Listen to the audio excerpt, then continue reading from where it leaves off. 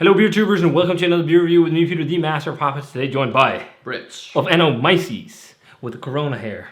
Man, my hair is getting long. I'm getting a haircut on Friday or Monday finally. It's going to be nice.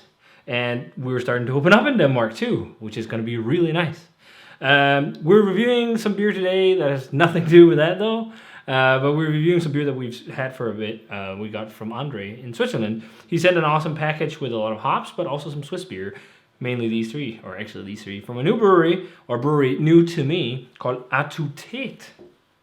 And they make mainly, sour beers, usually mixed fermentation, aged in barrels. All these are. And we got three to check out. So we're going to start off with this one, which is their Pêche Abricot from 2020, or Pêche Abricot, I guess. It's a 6.5% golden sour ale with mixed fermentation. It's barrel aged and it's conditioned on apricot and peaches. Yeah. So yes, that sounds nice. I really hope these are not going to be scrapingly sour. Not an American wild ale sour. Yeah, but it looks like what you'd expect from this kind of beer. It's a slightly hazy. There's not much space here. Not with all these bottles. This is the only time we'll do three in the set, I think, tonight. But, yeah. Oh, we got the bee bombs. No. Fuck. No. We'll see. Yeah, let's try it. Yeah, it looks nice. Let's see how the aroma. Very underripe peach mixed with overripe peach. It's not that, it's usual, really super juicy, warm climate kind of aroma. It's really tart. Almost like candy. Yeah. Like a peach candy. I'm also getting a bit of this green thing. Yeah, and that's what underripe. Like when you bite into an underripe stone fruit, where it's like it's snappy like an apple almost. Like it's crunchy. There's a bit of like a green apple and also slightly herbal touch to it, I think. Also lightly floral. I don't think it's crazy funky. It's definitely mostly fruity. Yeah. And there's like some nice maybe dry it's a bit of hoppiness actually. Could it be that? Maybe. Or it's a yeast thing. Yeah. That could be it. There is some overripeness to it as well. Yeah. It smells nice. Yeah. Let's try it. Cheers. Thanks for the beers, Andre.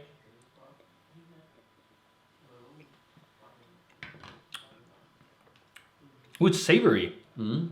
Almost like there's salt in it. Yeah. Woo!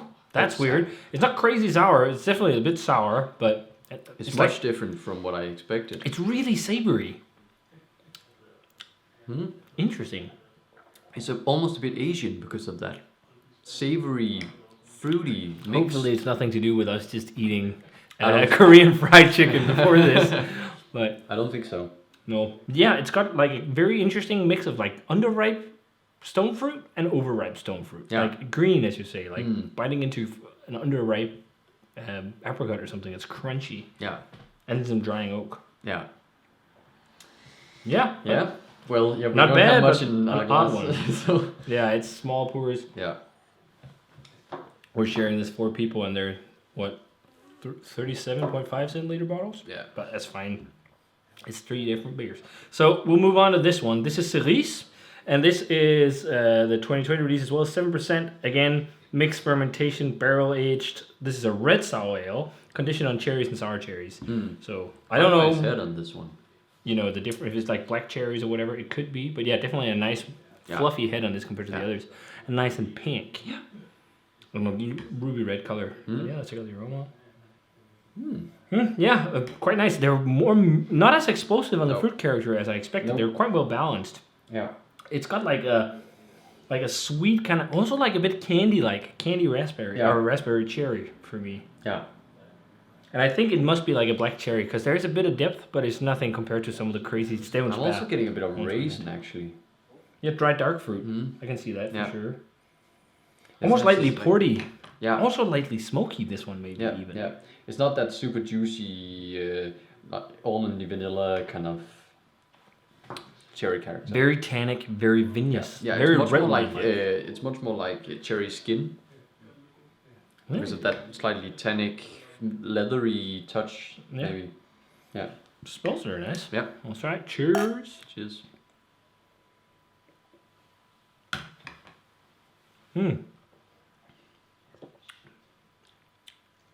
Also a bit, maybe not so candy-like. It's Quite more oaky. Yeah, very tannic too. Yeah. Very red wine-like. It has like a very drying, like tannic cherry flavor. Yeah. Like really drying. oaky, slightly red wine like. Is it red wine barrels? Maybe not red. It doesn't say. It just says Okay. oak Could be. barrel aged. Yeah, It could just be. neutral oak. Yeah, it's just quite vinous, but you can also get that from just using cherries. Mm. But yeah, it's pretty It's good. a bit of like this unsweetened cherry wine thing about it. Yeah. Yeah, it's like tart and singy, but not like crazy scraping sour or anything. Fairly well balanced. Yeah. It has a bit of an underripe vibe too, just like this one. There's like, it finishes on like a snap, almost like underripe berry snap. Yeah. Yeah. I see it. Yeah, nice. Let's try and move on to this one. This is the fun one. I'm really looking forward to this one actually. Yeah. So this one is called Salsa Verde, like the salsa. It's inspired by Salsa Verde and it's made with the ingredients for Salsa Verde. It's 6.5% and it's a mixed fermentation barrel aged golden sour ale with tomatillas, jalapeno peppers, and cilantro. Oh, I thought it was lime in it too. There's no lime. It's just tomatillas, jalapeno, and cilantro. Okay. Coriander. Cilantro. Interesting. Yeah. Yeah, this one is, that's not something you hear people doing. I think it's a fun idea, and everyone I know who's drunk it says it's really good. Yeah. It looks a lot like the one with they are more or less similar. stone fruits, peach and Yeah. apricot. Maybe a little bit more dark or something like that. Yeah. But yeah, and no head. The head fizzed away like instantly. Yeah.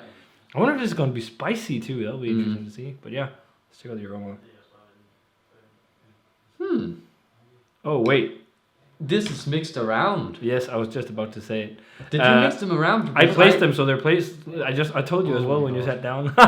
Because now it makes sense why this is so herbal and so green. Oh yeah. What Okay. the Well, fuck? this really smells like salsa. What the fuck? Oh, that's why you meant green. What? Yeah. For me, this is like It didn't underripe. make sense at all.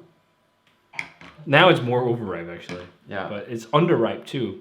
Yeah, it is for being. Oh, there we go. Maybe you just didn't hear it because when you were sitting down, because I just switched them around so they're like the bottles, like mine. Yeah.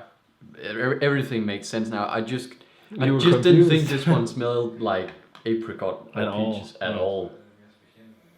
It's like cilantro and yeah, I guess it has like that sweeter kind of tomatillo-esque thing. I don't smell peppers per se.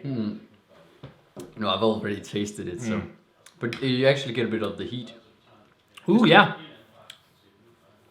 I actually like that. It's got limey vibes. It is kind of similar to Salsa Verde. It's a fun, Quirky beer. quirky beer. Yeah. It is well made. And I don't think it's overtly spicy. It's not too much. It's just a little bit of a jalapeno I think kick. it's definitely not for everyone, but it's well balanced in what it does. It doesn't go crazy overboard in anything, and not sourness either. But this has umami as well. Yeah. Like a salinity, just like this. Well, I didn't. Try the... No, I'll try it now. No. Fail. Oh well.